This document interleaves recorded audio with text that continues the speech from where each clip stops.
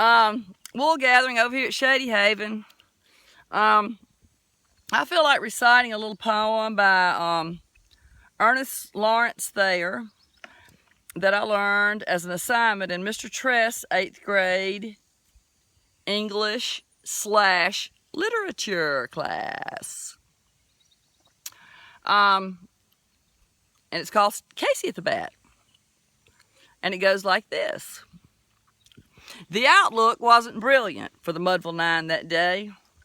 The score stood 4-2 with but an inning left to play.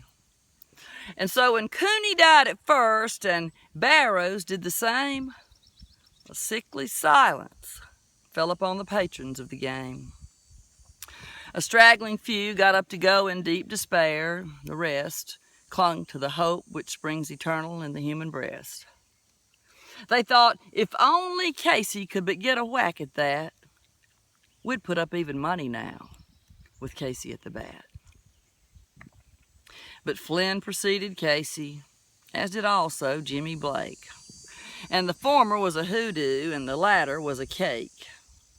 So upon the stricken multitude grim melancholy set, for there seemed but little chance of Casey's getting to the bat.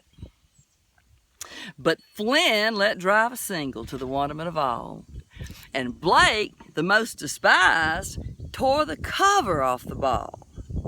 And when the dust had lifted and they saw what had occurred, there was Jimmy, safe on second, and Flynn a hugging third.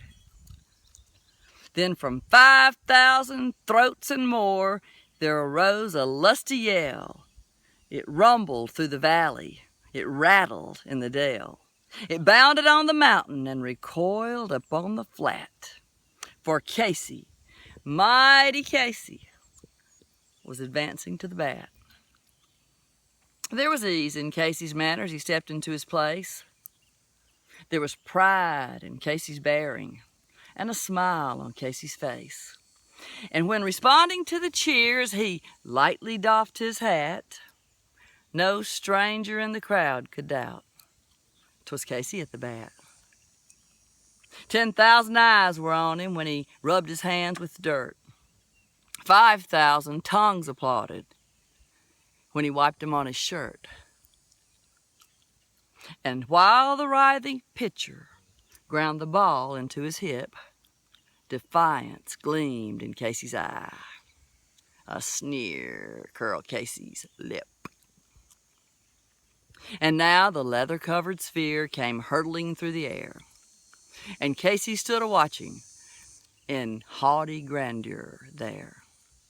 Close by the sturdy batsman, the ball unheeded sped.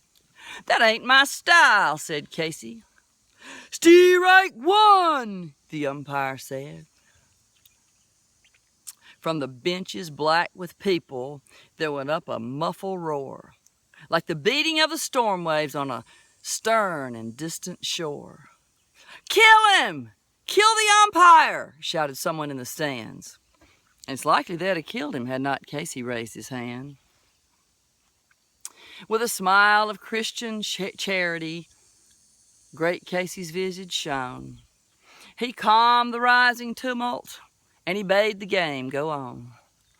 He signaled to the pitcher, and once more the spheroid flew.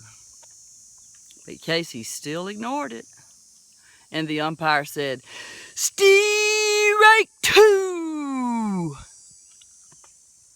"Fraud!" cried the maddened thousands, and the echo answered, "Fraud!" But a scornful look from Casey, and the audience was awed. They saw his face grow cold and stern. They saw his muscles strain, and they knew that Casey wouldn't let that ball go by again. The smile is gone from Casey's lip. His teeth are clenched in hate. He pounds with cruel violence his bat against the plate. And now the pitcher holds the ball, and now he lets it go.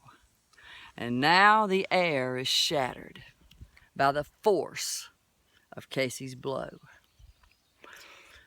Oh, somewhere in this favored land, The sun is shining bright. The band is playing somewhere, and somewhere hearts are light. Somewhere men are laughing, and somewhere children shout. But there is no joy in Mudville. Mighty Casey has struck out. Yes, he did. He struck out. You saw that coming, didn't you? Yeah.